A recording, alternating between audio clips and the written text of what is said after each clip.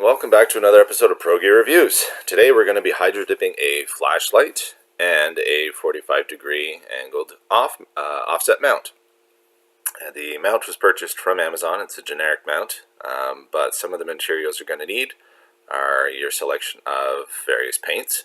I went with the Rust-Oleum Tan, the Rust-Oleum OD Green, and the Power Fist Brown.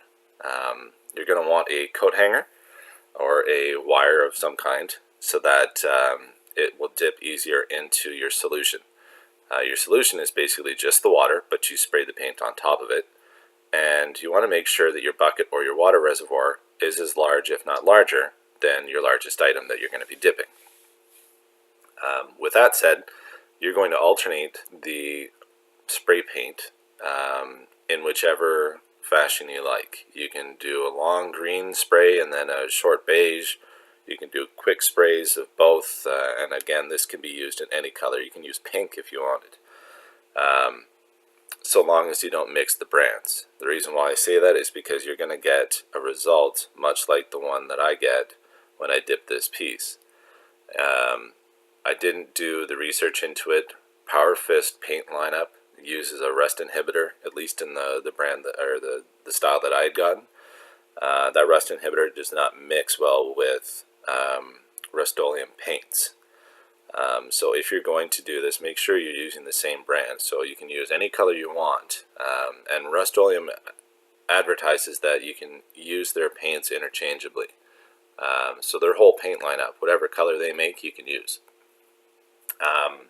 Once I cleaned up the piece, I ended up redipping it in beige.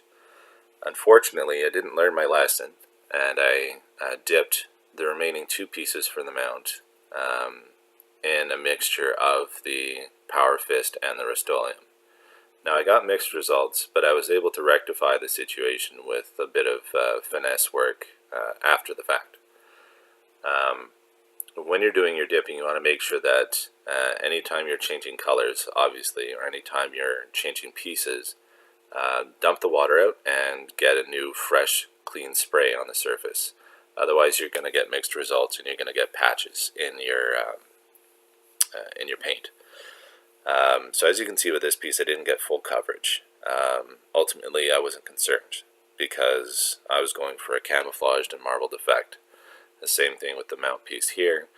Again, there's a lot of the brown on it, but I ended up learning my lesson. So with the flashlight, I used the alternating green and brown, or green and beige, and I just literally just did left, right, left, right, left, right, left, right until the whole thing looked kind of cool like that. And then I decided that that's what I was going to dip. And more or less what you see on the surface is what you get on your item. So if you watch, as this goes into the water, nothing happens until it actually emerges from the water. So as the flashlight comes out, all of a sudden it's painted, and then job's done. All you got to do is let it dry. There was a little too much black showing, so I ended up fixing it with a little bit of spray work afterwards, which was fine because it gave me an opportunity to do some speckling and some touch-ups with the other pieces. So here you can see that it added a little bit of beige for speckling, green for this one, and for the flashlight I did a bit of brown, just to try and cover up the black, because my understanding is that rich dark black doesn't occur naturally in nature, so you want to try and cover it up as much as possible. With that said, when I bought the mount from Amazon, I knew full well that I was going to be painting it because it was black. My rifle is going to be painted with a Cryptek Mandrake pattern, which will follow in another video shortly. But this is the end result. So you can see that I got some texturing differences and some color differences, which is exactly what you want when you're trying to mask the shape and color of an item. So thanks for watching Pro Gear Reviews. Stay tuned. I got some more coming your way.